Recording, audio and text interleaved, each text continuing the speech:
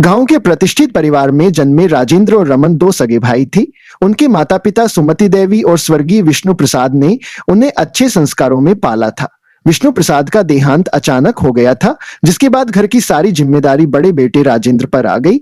राजेंद्र की शादी दिव्य से हुई थी, जो सरल और सुलझी हुई महिला थी। उनकी 3 संतानें थीं, टीना, रोहन और अंश। दूसरी ओर छोटा भाई रमन शहर में अच्छी नौकरी करता था। उसकी शादी शोभना से हुई थी, पर 4 साल बीत जाने के बाद भी उनके घर संतान का जन्म नहीं हुआ था। हालांकि सुमति देवी ने कभी बहू को कोई ताना नहीं दिया, लेकिन आस पड़ोस के लोग उसे ताने मारते रहते थे। इस वजह से रमन और शोभना मानसिक रूप से परेशान रहने लगी थी। उसी दौरान दिव्या फिर से गर्भवती हो गई, लेकिन उनके पहले से ही 3 बच्चे थे और महंगाई के दौर में चौथे बच्चे का खर्च उठाना उनके लिए मुश्किल था। उन्होंने गर्भपात कराने का निर्णय लिया। जब यह बात घर में पता चली तो रमन और शोभना दौड़े दौड़े दिव्या के पास पहुंचे और उसके पैरों में गिर पड़े। भाभी, यह बच्चा हमें, भगवान शायद हमारे लिए यही रास्ता खोल रहे हैं। हमें भी मातृत्व और पितृत्व का सुख मिल जाएगा। सुमति देवी भी इस बात का समर्थन करने लगी। दिव्या असमंजस में थी, लेकिन अंततः राजेंद्र के समझाने पर मान गईं। 9 महीने बाद मोहित का जन्म हुआ। जन्म के साथ ही वह रमन और शोभना का बेटा बन गया।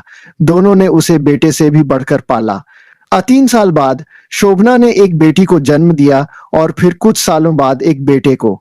अब वे अपने बच्चों में इतने व्यस्त हो गए कि मोहित का ख्याल रखना भी उन्हें बोझ लगने लगा। अब मोहित पर आए दिन गुस्सा निकाला जाने लगा। उसका ध्यान रखना जरूरी नहीं समझा जाता। कोई भी पारिवारिक अवसर होता तो उसे छोड़कर वे खुद घूमने निकल जाते। मोहित खुद को अनाथ महसूस करने लगा।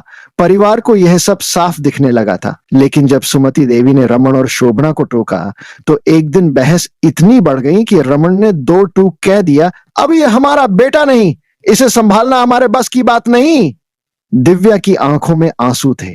वह बोली, तुम्हें याद है जब तुम मेरे पैरों में गिरे थे? जब मैंने कहा था कि तुम अपनी संतान होने के बाद इसे छोड़ दोगे, तब तुमने वचन दिया था कि ऐसा नहीं होगा, पर आज तुम अपने ही वचन को तोड़ रहे हो। रमन और शोभना को कोई फर्क नहीं पड़ा। वे मोहित को छोड़कर चले गए। जब रमन और शोभना जाने लगे तो मोहित दौड़कर उनके पास गया और पापा पापा कहकर रोने लगा।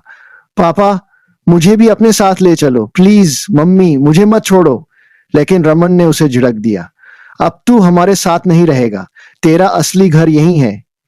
मोहित की सिसकियां सबके दिल को झकझोर रही थीं, लेकिन रमन और शोभना पर कोई असर नहीं हुआ।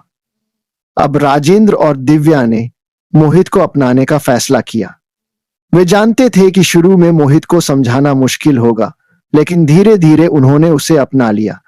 मोहित को यह समझने में कई महीने लगे कि जिन लोगों को वह माँ पापा मानता था, वे असल में उसके माता पिता नहीं थे। वहीं समय ने करवट ली। राजेंद्र का व्यापार दिन ब दिन बढ़ने लगा। रमन का व्यापार घाटे में जाने लगा। अब हालात ऐसे हो गए कि रमन को अपने ही बच्चों की फीस भरने के लिए पैसे उधार लेने पड़े।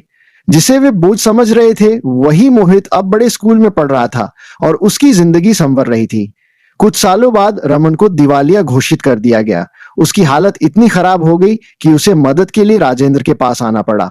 राजेंद्र ने मुस्कुराकर कहा, भाई मैं तुम्हारी मदद कर सकता हूं, लेकिन पहले ये बताओ, तुम्हें अपनी गलती का एहसास हुआ? रमन सिर झुकाकर रो पड़ा। मुझे बहुत पछतावा है भैया, मैंने अपने ही बेटे के साथ अन्याय किया।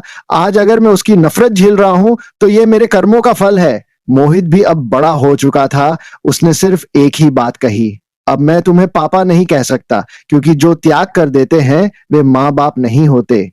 रमन का सिर शर्म से झुक गया।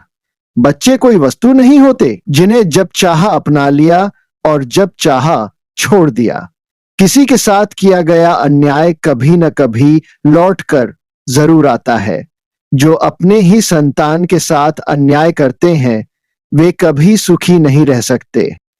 अगर यह कहानी अच्छी लगी हो तो लाइक करें, अपने दोस्तों और परिवार के साथ शेयर करें और ऐसी ही कहानियों के लिए चैनल को सब्सक्राइब करें। आपका सपोर्ट हमें और बेहतरीन कहानियां बनाने की प्रेरणा देता है।